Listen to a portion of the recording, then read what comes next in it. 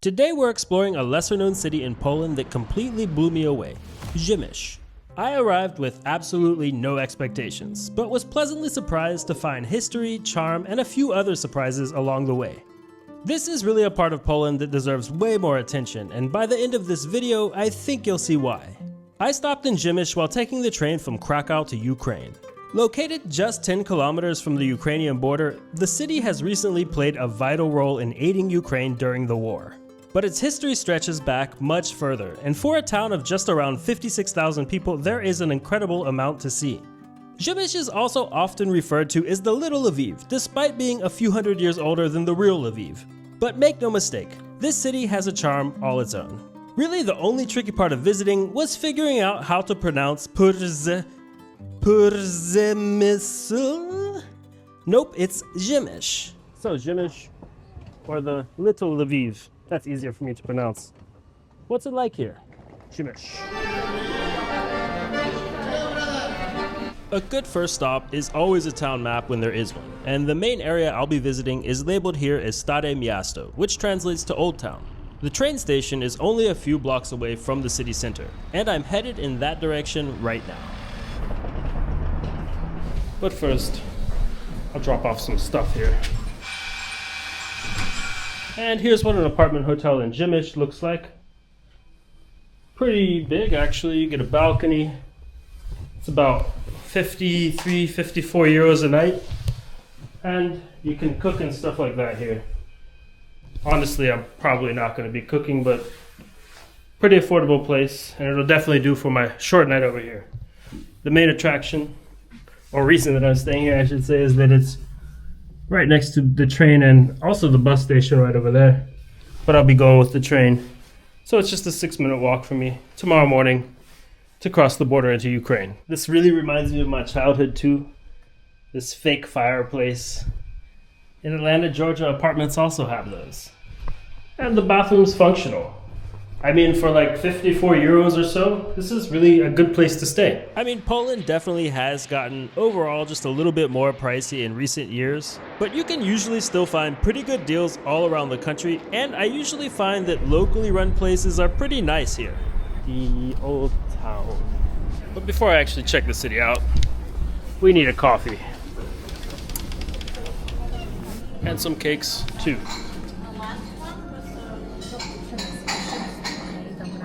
That's cheesecake, right? Pistachio cheesecake? Yeah. One of those, please. Okay. And my wife and I are deciding to start with some nice Polish cakes, including pistachio cheesecake. So it seems like they have a really nice little cafe culture over here in Przemyśl. But now that I'm properly caffeinated and sugared all up, let's go out and see what there is in the Little Lviv. So here in Przemyśl, you've got a kind of main area that's really the center over here. And it seems like there's basically these two walking streets. One over here, well, cars can technically drive there, but not many do. And then really a pedestrian-only street over there.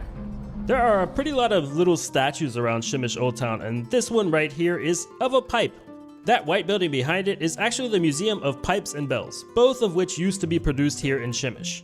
Right down the street, a monument to the Polish ship captain Henryk Jaskula, who was also the first Pole to ever circumnavigate the Earth. But this city's current identity that's pretty much overwhelmingly Polish is really only a recent thing. At one point a few hundred years ago, this was even a majority Jewish city. But beyond Polish, Jewish, and Ukrainian populations that often lived here side by side, Przemyśl has an over 1,000-year history of being a meeting place for many different cultures. Architecturally, this place is just very beautiful. There's this huge Baroque church and then another one just down the street. And it seems to be very thriving in terms of small businesses and stuff like that. And the whole old town here is basically on a small hill, so as you get to the top of the hill, there's yet another church. And higher up, even a fourth. But this one here is the Basilica. So the Central Catholic Church. Let's take a look inside. This cathedral has a seriously long official name of Cathedral Basilica of the Assumption of the Blessed Virgin Mary and St. John the Baptist in Przemyśl. It was originally a cathedral built in the Gothic style, with construction beginning in 1495. But in the 1500s it was reconstructed a first time, then in the 1700s the roof collapsed and it was kind of reconstructed again. And then yet again in the 1800s it was reconstructed, with some of the older parts of the church actually being restored to the original Gothic style, and that's what you see now. On the outside you'll find a statue of the guardian angel of Poland. There is a hill next to the basilica though that is definitely worth walking up. And just a little bit further up the hill, you've got the town's castle, which is surrounded by very sweeping views. This is really quite a contrast to the flatter parts of Poland that I'm used to visiting, to be honest. Over this way, it's all Poland. Very nice valley and then some more hills in the distance, and that way, all that way, and behind where the castle is basically getting to the border with Ukraine. To go in the castle, you've got to pay a few bucks. Not too much. 12 zloty, $3.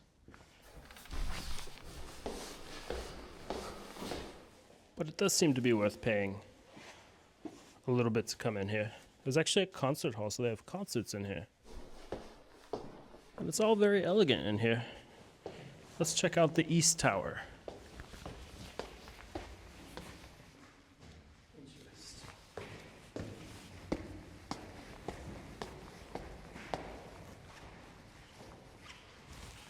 Seem to be replicas of how people dressed a while ago. And a nice view. And I guess some of the land you see here is actually Ukraine. Castle and views of Przemyśl.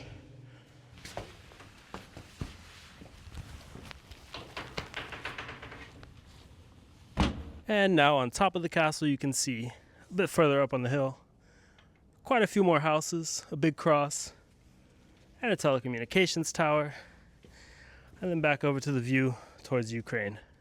And in true luck with this weather, I've been traveling in Poland now for, I guess this is the 4th day, and it's been sunny almost the whole time like this. You can see there's still snow on the ground down there, but I guess that won't last long with all of this sun. And there are a lot of birds of prey just flying around here. It's a very, very pretty place to come when the weather's like this. Galleria Lapidarium.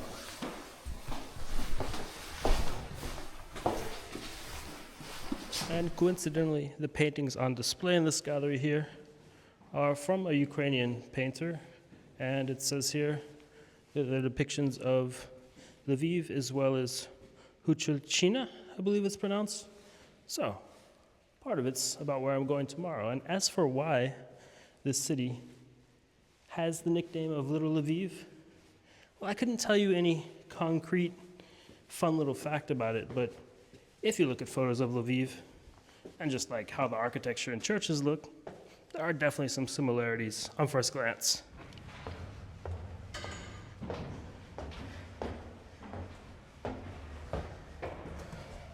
Wow, it's hot in this glass box.